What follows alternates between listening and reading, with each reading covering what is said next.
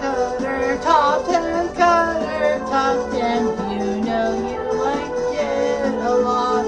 Time to see who is the best and the worst at stuff. You know, baseball, basketball, football, hockey, NASCAR, wrestling. If I have to, so please join me. Why don't you read? This is Cutter's top 10.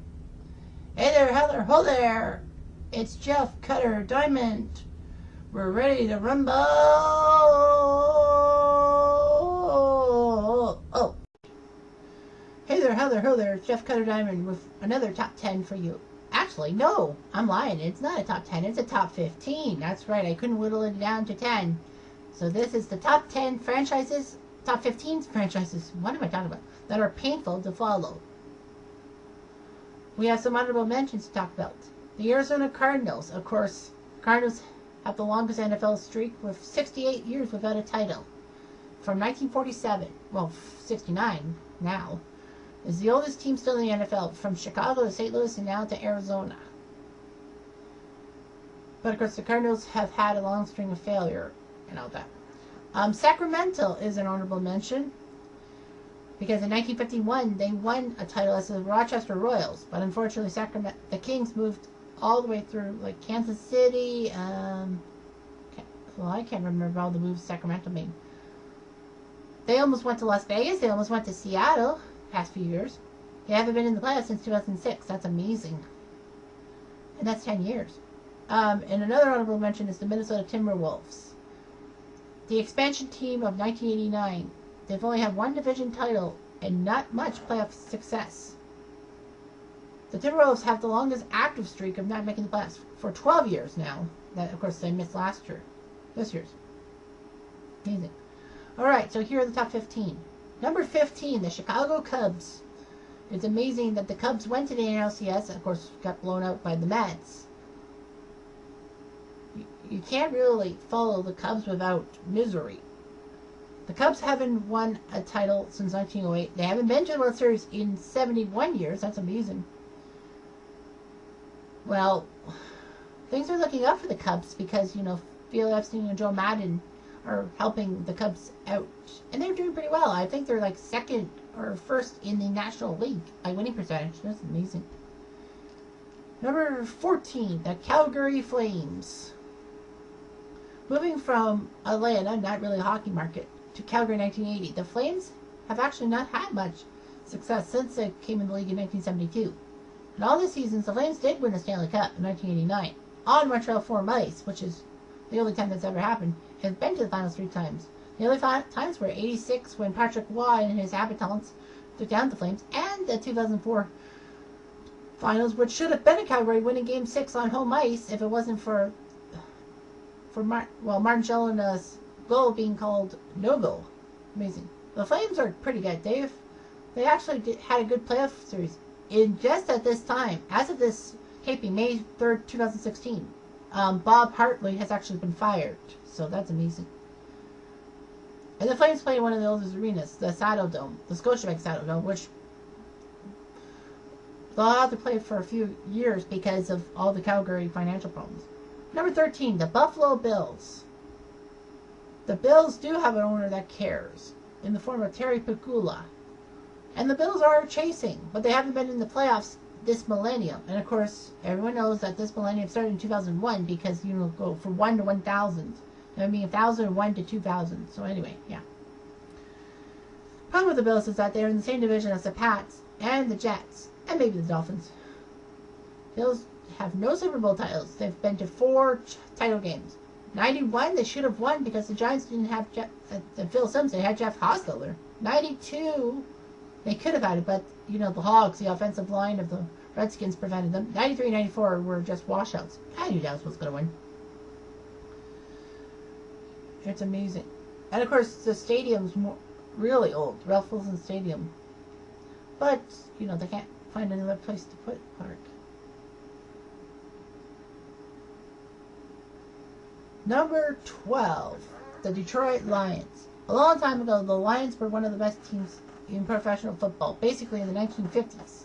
Since then, the Lions have been putrid. 58 years without a title, and went 0-16 one year, something that the Buccaneers didn't do. Well, the 76, that's right. That team went 0-14, and it was only 14 games. Tampa might have won one of the last two games if you add the 15-16 game. Who knows? So anyway, the Lions have never been to a Super Bowl. They've been to the NFC title game once, and that was in 1981. Although they did beat the Dallas Cowboys at the Silverdome in the NFC divisional matchup to face the Redskins. It could have been Lions-Bills in the Super Bowl. That would have been amazing. The Ford family hasn't done anything great, and they hired Matt Millen. Good grief. Ford Field's pretty nice and should be okay. Number 11, the Sixers of Philadelphia. It was no secret that GM Sam Hinkie decided to rebuild by putting the worst team possible together and racking up high draft picks. But the Sixers have hired Brian Colangelo to try to make the Sixers more competent and pretty much to dispel rumors that the Sixers are purposely trying to be the worst team ever. The Sixers this year went 10-72, the second worst record in NBA history. The worst, same franchise, the 76ers, 9-73 back in 1972-73. Weird enough. I mean, the Sixers with 10 wins. Can you believe it? You have a guy like Nick Stauskas on your team. That's amazing. And Jahlil Okafor has not played for the Sixers, even though he's this big guy, but his legs are just killing him. So anyway, yeah, the second worst team in history just this year. It's amazing. Number 10, the Seattle Mariners. My friend Jason Lundgren would not be happy to hear this, but that's the way the list goes. They haven't been in the postseason since 2001. And they dominated it with 116 wins, but fell apart to the Yankees in the ALCS. The Yankees did okay for the most part, but, you know, they have commitment to winning. They have Nelson Cruz and Robinson Cano, which is pretty amazing. They have a good stadium in Safeco Field that's close to the Seahawks Stadium. But, you know, the lack of success with 3 playoff appearances just doesn't work out. Number 9, the Chicago Bears. The Bears just have to look for a franchise quarterback. The last time they have a good franchise quarterback was Jim McMahon when he led the 1985 Bears to the Super Bowl. Well, 86 technically. Depends on how you take it. So yeah, the Bears haven't really had good quarterbacks. They traded a first-round pick for Rick Meyer, who of course wore out his welcome in Seattle. Jay Cutler, they got Jay Cutler from the Broncos, and he hasn't done a damn thing. Kyle Orton hasn't done anything. They did have a good year in 2006 when the defense helped the Chicago Bears get to the Super Bowl, and not Rex Grossman. Well, they surprisingly beat the Saints in the NFC title game and got to the match against the Colts. And of course the Colts beat them to a bloody pulp. Except for Devin Hester's Super Bowl return for a touchdown on the first play. That was amazing.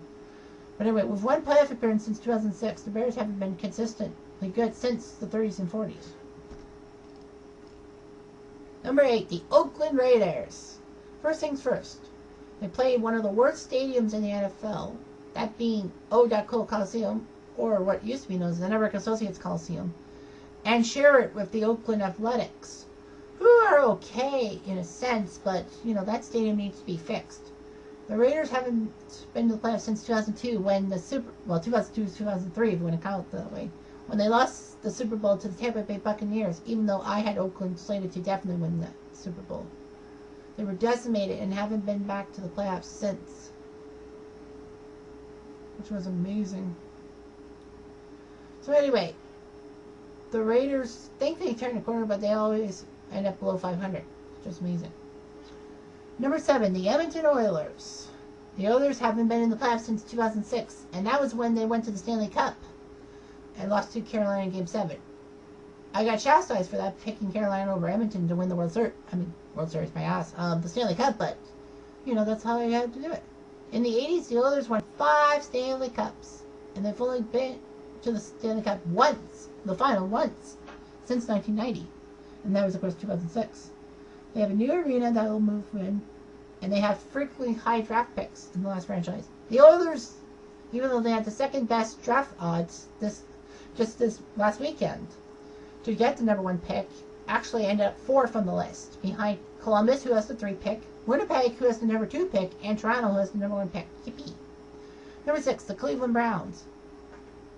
Are you sure everyone's gonna be like, are you sure the Cleveland Browns are not in the top 5? I don't know why, but anyway, that's the way the list goes.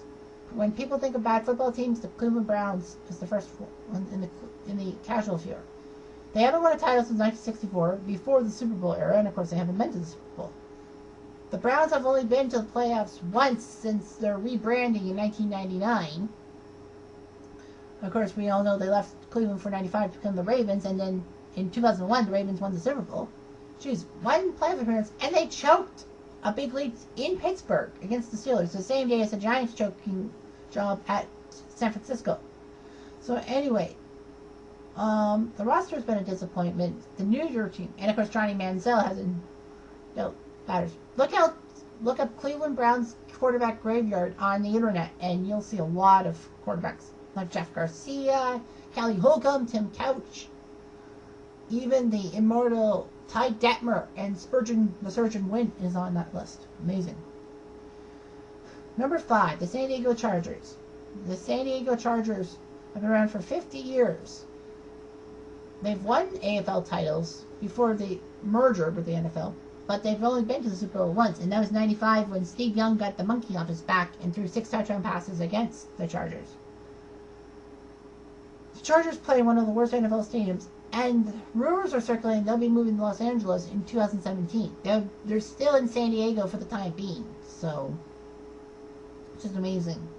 Well, Los Angeles has a team, the Rams, and they'll be playing at Memorial Coliseum where USC plays. I think that stadium, and of course that stadium's seen better days. That was built in 1923. Can you believe that? Yeah, San Diego Chargers. Number 4, the New York Jets. When you tell young fans the Jets won a Super Bowl, they'll be like, no, you're lying. But anyway, Joe Namath led the Jets to the famous guarantee game in Super Bowl III, and things have been a mess since.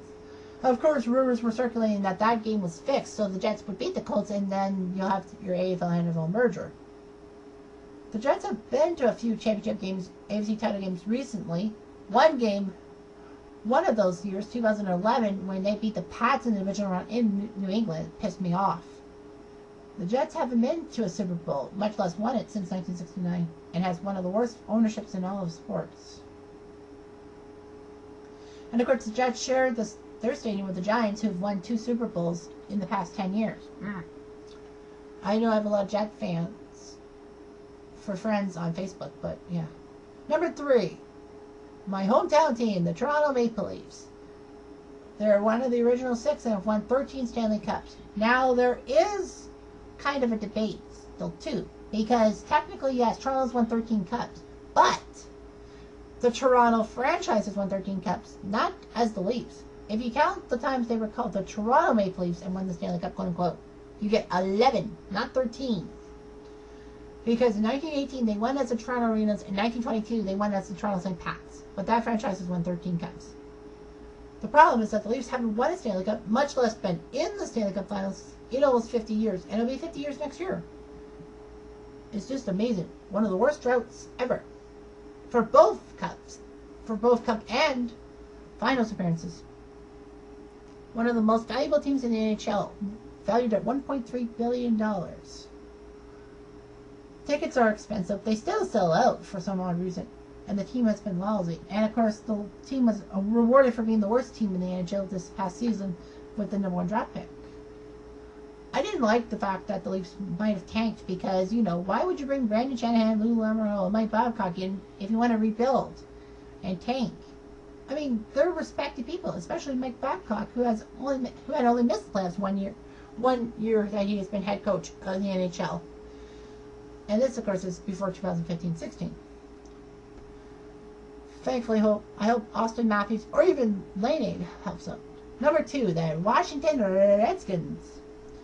The Redskins have been pretty well.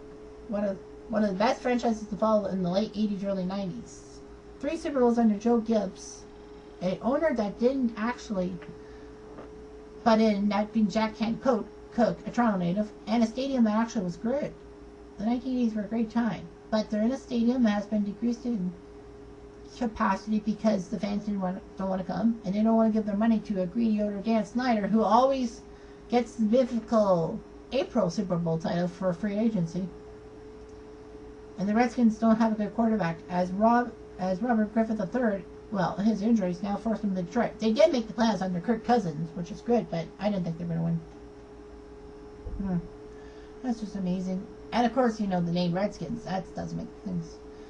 And number one, strange as it sounds, it's the New York Knicks. Honestly, when I looked at this list, I'm like, that can't be right. The New York Knicks? I would have said Toronto. But anyway, the Knicks. They play in the world's most famous arena in the country's biggest media market and have won 2 titles, 70 and 73. The Knicks owner, by the name of James Dolan, is one of the most hated owners in all sports, and cares more about profits than the viability of his team. The Knicks just can't get anything right. I mean, and then you have the Patrick Ewing debacle that it was a draft of epical proportions. Like, it was cheap. 1985, it was fixed so that the Knicks could get the #1 pick instead of other teams like Sacramento or Indiana. Because Patrick Ewing going to the West Coast or even a small medium market, that wouldn't work. It's all about the TV dollars. So anyway, yeah, Patrick Ewing led his team to the 1999 title series against the Spurs. Of course, the Spurs were hot at the time. They had Duncan and Robinson, and of course Patrick Ewing had his injury issues. So anyway, that's it for this top 10. There'll be more top 10s coming up soon enough.